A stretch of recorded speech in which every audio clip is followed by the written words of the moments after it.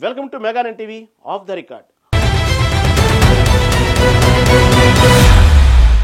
ఆంధ్రప్రదేశ్లో కూటమి సర్కారు ప్రజలకు మెరుగైన పాలన దిశగా ముందుకెళ్తుంది.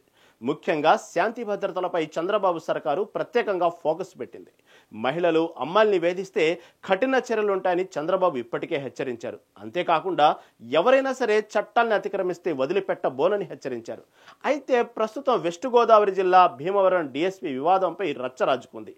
ముఖ్యంగా సివిల్ వివాదాల్లో ఇన్వాల్వ్ కావడం, ఏకంగా కూటమి ప్రభుత్వం మంత్రుల పేర్లు చెప్పుకొని ఆరోపణలు రావడంతో పాటు డిప్యూటీ సీఎం పవన్ కళ్యాణ్కు ఫిర్యాదులు సైతం అందాయి. సో ఈ విషయంపై పవన్ తీసుకున్న నిర్ణయం ఏంటి తెలుసుకోవాలంటే లెట్స్ వాచ్ దిస్.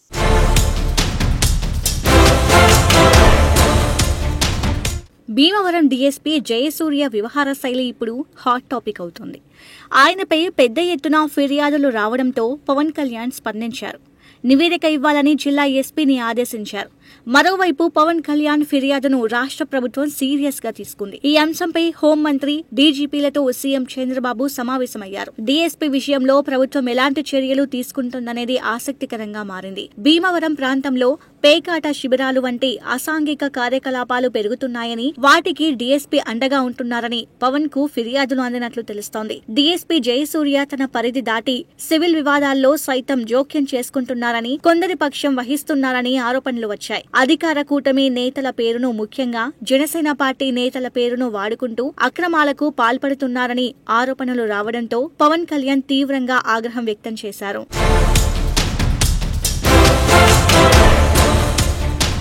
గతంలో జయసూర్య వైసీపీ హయాంలో గన్నవరం డీఎస్పీగా పనిచేశారు. ఆ సమయంలో ఆయన వైసీపీకి విధేయత చూపారని, కొంతమంది నేతల ద్వారా భీమవరంలో పోస్టింగ్ పొందారు అన్నది ప్రచారంలో ఉంది. ఆయనపై నేరుగా ఫిర్యాదులు రావడంతో deputy CM Pawan Kalyan serious గా స్పందించారు. ఉప ముఖ్యమంత్రి హోదాలో ఉన్న ఆయన ఈ అంశంపై తక్షణమే చర్యలు తీసుకున్నారు. డీఎస్పీ జయసూర్య వ్యవహార శైలిపై నివేదిక ఇవ్వాలని ఆదేశించారు. డీఎస్పీపై వచ్చిన ఆరోపణల విషయాన్ని హోంశాఖ మంత్రి అనితకు, డీజీపీకి తెలియజేసి ఆయన వ్యవహారంపై పరిశీలించి తగు చర్యలు తీసుకోవాలని కోరారు. పోలీసులు సివిల్ వివాదాల్లో తలదూర్చకుండా చూడాలని, అసాంఘిక కార్యకలాపాలకు డీఎస్పీ స్థాయి అధికారి అండగా ఉండడాన్ని కూటమి ప్రభుత్వం ఉపేక్షించిందనే విషయాన్ని సిబ్బందికి తెలియజేయాలని ఆయన ఎస్పీకి సూచించారు. ప్రజలందరినీ సమదృష్టితో చూసి శాంతి భద్రతలను పరిరక్షించాలని స్పష్టం చేశారు.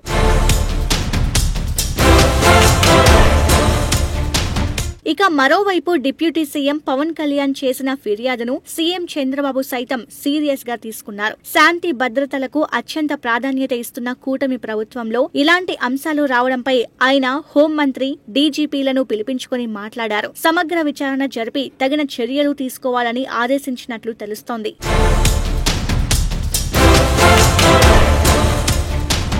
మొత్తం మీద డీఎస్పీ జయసూర్యపై పవన్ కళ్యాణ్ చేసిన ఫిర్యాదు కేవలం వ్యక్తిగత అంశం కాకుండా పోలీసు వ్యవస్థలో పారదర్శకత, బాధ్యతాయుతమైన పనితీరును ఆశించడంపై ఆయన చూపిన చిత్తశుద్ధిగా కూటమి వర్గాలు చెబుతున్నాయి.